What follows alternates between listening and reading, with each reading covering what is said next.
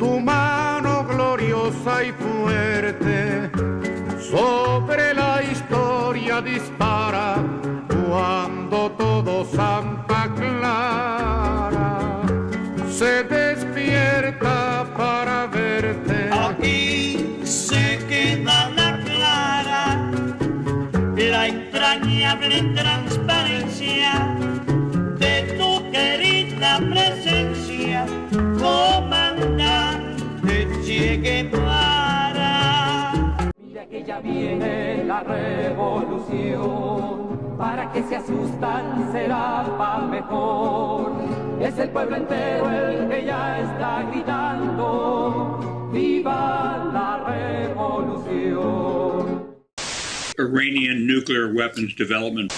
They have turned the island into a communist hellhole. The experiment in Venezuela has failed completely.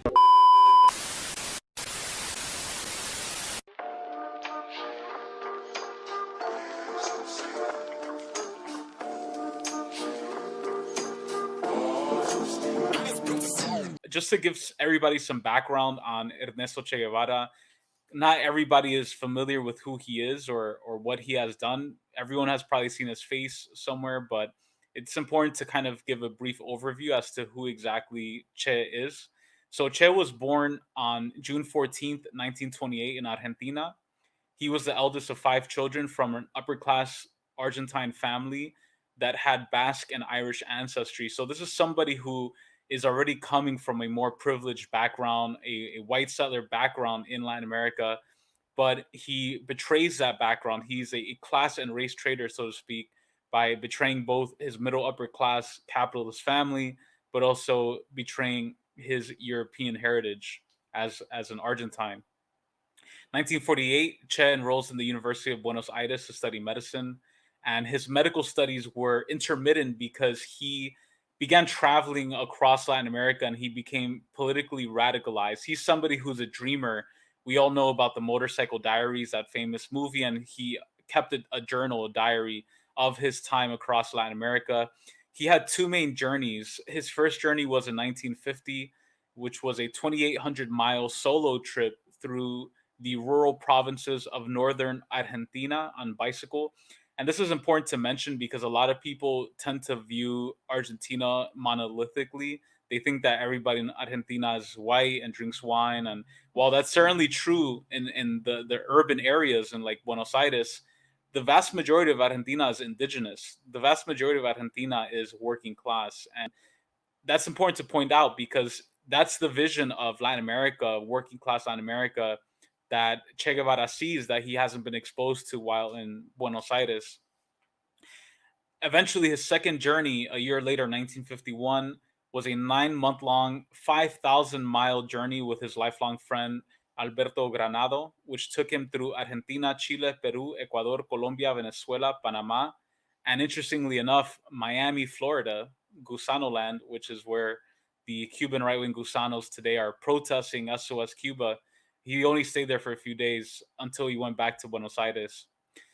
And 2 of the important points along this journey, one of them in Chile, where Che found himself enraged, pissed off about the working conditions of miners. Chile is a big mining area. A copper mine in Chile, we know that Chile has some of the most rare minerals in South America, and copper being one of them. So he was enraged to see that miners in Chile were not getting the pay and the working conditions that they deserved. In Peru as well, while traveling through Machu Picchu, he was struck by the poverty of people in remote areas, especially indigenous peoples.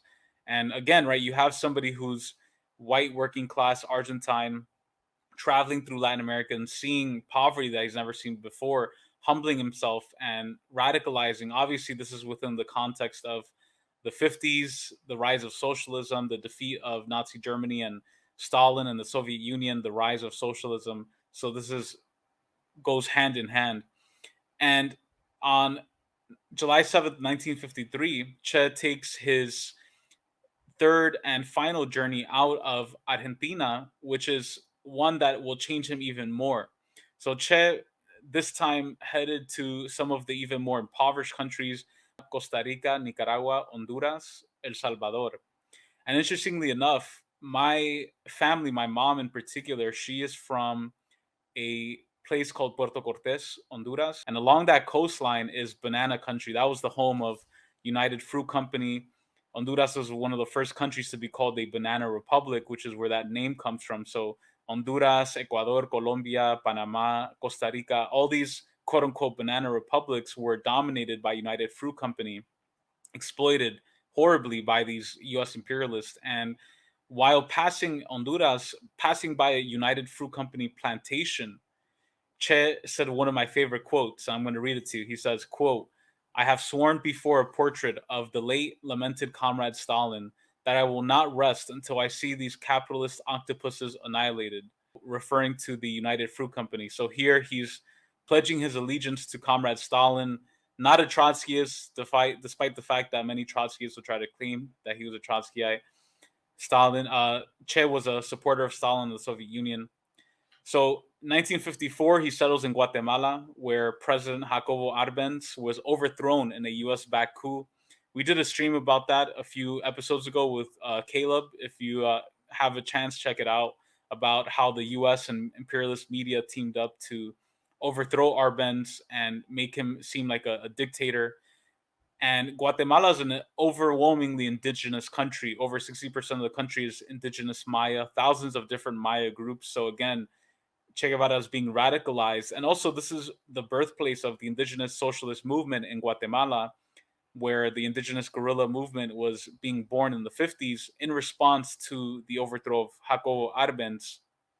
And this radicalized Che in a very important way. And this book that Ophelia is actually holding right now and reading from, I highly suggest you all get it. It's The Awakening of Latin America.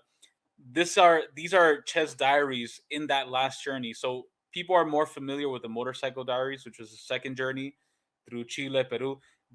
This book and these diary entries, these chronicle his time through Central America and into Mexico, where he begins to get radicalized. He sees the nature of coups. He, especially in Guatemala, sees the revolutionary potential of indigenous socialist people who are on the forefront of the communist movement.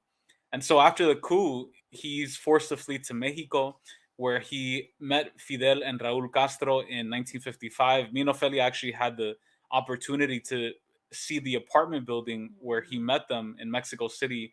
After meeting Fidel and Raúl Castro and the Cuban exile community in Mexico City, this is again after the attack on the Moncada barracks that was unsuccessful, that was led by Fidel. They had to flee to Mexico, where they regrouped. Che Guevara met them in Mexico City and immediately was like, yo, let's go. We out. Let's go to Cuba. Let's make it happen. And a group of 82 men set out for Cuba on a small little boat called the Grama. Ophelia has seen it, actually. It's like a tiny little boat. And a lot of them died on the way there, and a lot of them died once they got there to Cuba to start the revolution. And from 1956 to 1959, Che waged armed struggle alongside the July 26th movement, and served in many capacities. He was a doctor, and he had a lot of medical training. And one of the interesting aspects of the contradictions, debates between Fidel and Che was that Che Guevara was interesting because even though he came from a somewhat petty bourgeois middle class point of view or family, he had some ultra left streaks in him that I think when he met Fidel Castro were sort of improved upon. And I think that one of the times was when Che Guevara was saying, you know, put me on the front lines. I want to lead a column. I want to go directly into battle. And Fidel is like, nah, you need to stay back at the camp. You need to help treat people because you're our only doctor left. From 1959 to about 1965, Che represented the Cuban government in several capacities. He was building the Cuban Revolution, helping with land reform, helping with the literacy brigades, resisting U.S. imperialist attacks like the Bay of Pigs invasion, traveling to New York to give that infamous UN speech that we have in the beginning of the show. And he was he was a statesman, a diplomat, traveling to the Soviet Union, building internationalism. And interestingly enough, and important to point out, is that during this time, his main internationalist efforts were not with North America and Europe, because he recognized that there was less revolutionary potential in the first world. He went to countries in the global south. He was part of the Bandung Pact. He went to countries like Morocco, Sudan, Egypt, Syria, Pakistan, India, Sri Lanka, Myanmar, Thailand, Indonesia, Yugoslavia. So he was going to the most porous and oppressed countries to build alliances. And he was one of the people who was spearheading the tricontinental, which included Asia, Africa, Latin America, and building unity across the global south, which shows that early on he was beginning to espouse ideas of third worldism, not necessarily saying fuck the first world, fuck everything in the US, but focusing, redirecting attention on the most exploited globally. And I think that this is something that ended up becoming very important. So he was all over the place.